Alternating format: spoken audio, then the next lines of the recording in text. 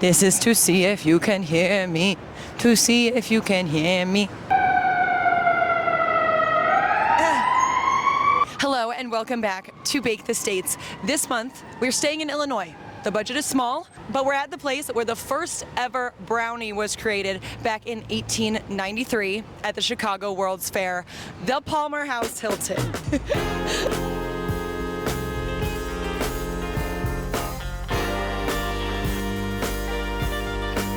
We had some slight problems. You guys know I normally like to meet with a baker or an owner or something. Well, this is a hotel.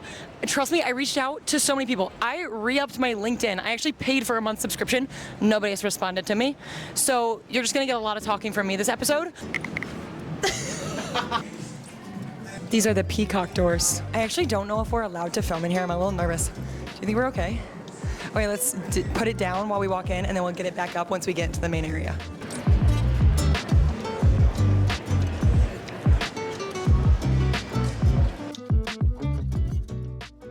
The brownie period was invented in the Palmer House, 1893. The story behind this, okay, Bertha Palmer, she invited the ladies during the, World Fair. She told her chef, Joseph Sell, hey, I need something fudgy, chocolatey, because I invited those high-class ladies. He put the recipe together. She tried it, she tasted it, and then she told him, oh my God, it's delicious. What is it? He's like, I don't know. I put those ingredients together and it came out brown. She said, let's call it brownie. Okay, so I just met the most amazing man. Even though I could not connect with anybody through email, I just walked in, he was like, you look like you're on a mission. And I said, yeah, actually, could I get that brownie? So now we're seated at the bar. We're getting some whiskey because the Palmer House has a specialty whiskey. Oh, it's already here. Cheers. It's their specialty bourbon made in Evanston. That's delicious. That's really very delicious. Very smooth. He gave us some history of the brownie, which I'm sure you've already heard because I've already put it in. He didn't want to be on camera, but he gave us his voice, which we appreciate. So thank you, sir. I just want to tell you guys a fun fact that Jay did not mention.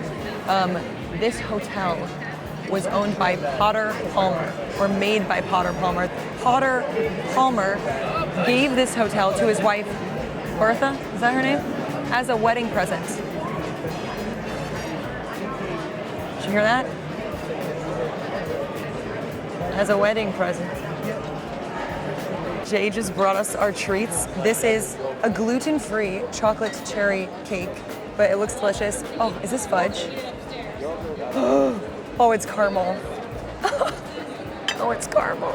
This is the brownie. So this is what we came here for. Let me explain to you what is on the brownie. So this is your brownie layer, which is very dense and fudgy and decadent. It's not necessarily the brownie we know today. From looking at the recipe, which they have online, it's a lot higher sugar and fat than your typical brownie. And then the top is walnuts and a layer of apricot jam. Then he also gave us passion fruit mango cheesecake. Passion fruit and mango, two of my favorite fruits. Cheesecake, delicious, amazing. Can't wait to eat it. We're gonna start with the reason we're here. Brownie. Should we save it the best for last, though? Yeah, maybe. Okay, we'll save the best for last. I have to hang on. Okay. Gluten-free chocolate cherry cake. Cheers. It's delicious. Oh my gosh. Great. Thank you, Juan. Wow. This is so light.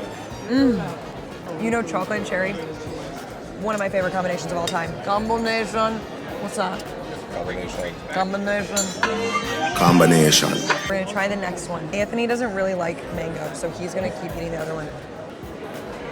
Oh my gosh, that's so good. You're not a big mango guy. I'm not a mango guy, and I don't want to say anything bad. So I'm not a mango We're guy. honest here. He doesn't like mango. He hates it. He hates it, Jay. I'm not. I'm sorry. I'm sorry.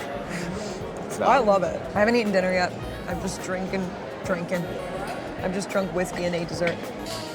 The reason for our existence, the reason we came, fudgy, decadent brownie, walnuts, apricot jam. Okay, I think we need to make sure the spoons are clean. I like. Cheers. It's so much bigger.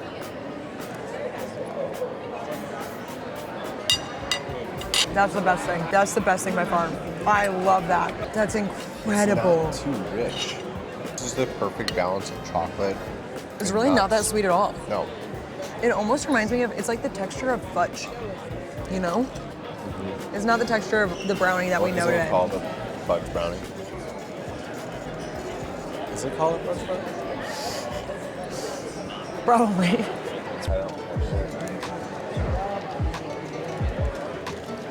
Ooh. Chocolate coconut. Amazing.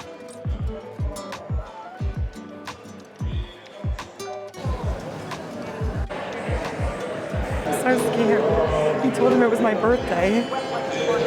Happy birthday to you. Oh my God. Birthday Grace. This is the best birthday song I've ever had. To you.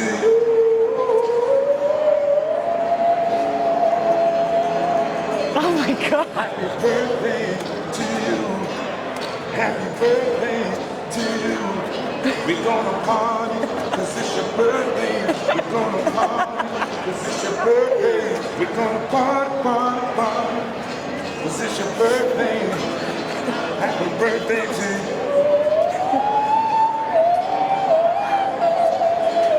Oh my God. You have such a good voice. Happy birthday. Thank you. It's not my birthday. Help. Okay, we'll see you at home.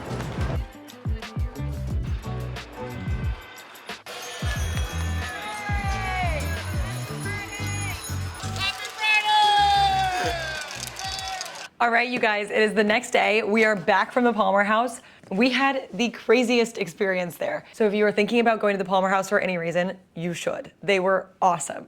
The brownies were also amazing. It really feels like you're eating a bite of history. It's the first brownie ever made. Thankfully for me, they have the exact recipe listed on their website. So that's what I'm gonna take you through today. We are going to make the original Palmer House brownie. We're gonna start with our chocolate and our butter. We're gonna get this in a bowl, and then we're gonna take it to the stove and put it on a double boiler. Now with a double boiler situation like this, you don't want the water to actually be hitting the bottom of your bowl. It's gonna melt with the steam from that water. Now, as I'm sure you noticed, this is a lot of butter.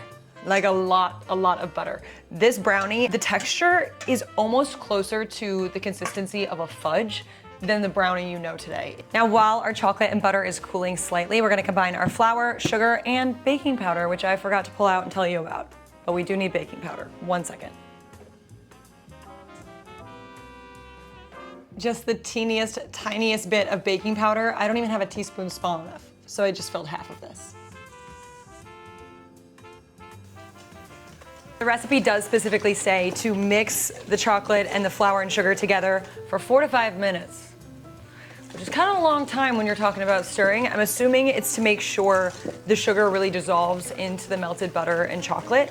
Okay, our mixture is currently looking really oily and kind of greasy and gross, but the eggs are gonna bring it all back together. So if yours also looks disgusting, don't freak out. We've got 5 eggs. We're gonna add them one at a time and mix well in between each addition.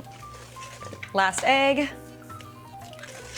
Look how luxurious and smooth and beautiful our brownie batter looks. As expected, the eggs really did bring everything together. We're gonna press our walnuts into the top. Okay, here are our brownies. Now, the main issue I have with this recipe, it's not salty enough. It's not salty enough for me. I did use salted butter, so that will help, but also, I'm gonna put some flaky salt on top. For the crunch, but also we need some contrast, I feel. Oh yes. Our brownies are out. They look beautiful. Now, as I've said a million times, these are fudgy. They're supposed to be fudgy, so you're not gonna stick a toothpick in here and expect it to come out perfectly clean. It probably won't. I'm not even gonna test mine. And if they look kind of jiggly in the center, that's fine, that's normal. They're gonna set up as they cool. They're supposed to be fudgy and dense. Now, while my brownies cool slightly, I'm gonna make my apricot preserve glaze for the top. I've got a cup of water, about a cup of apricot preserves, and a teaspoon of gelatin. Now I'm just gonna whisk this together on the heat until it comes to a boil. I'm gonna let it boil for probably 2 to 3 minutes, and then we'll brush it over our brownies. We have our finished Palmer House original brownies. Now the recipe does not say to do this, but because of the nature of the brownie, with the fudge-like texture and the gelatin on top, I'm gonna let these cool to room temp, and then I'm gonna put them in the fridge overnight. These brownies, the texture of them, they're just best served cold, in my opinion. In my opinion, if you wanna eat it hot, eat it hot. But that gelatin's definitely gonna take a hot second to set on top, and I think an overnight rest in the fridge will just make the texture of these out of this world. I do really have the urge to add a little bit more salt, and it's right in front of me, kind of staring me in the face, so a little bit more flaky salt. And I will see you tomorrow to cut and try these bad boys. So for some reason, none of my audio recorded here. It's the next day, we're cutting our brownies, and now that we're in the natural light, you can really see what I mean by dense and fudgy. These were delicious. I so stand by serving them cold, straight out of the fridge with a little bit of flaky salt on top. Go make them, go order them from the Palmer House if you don't want to make them, and I will see you next month.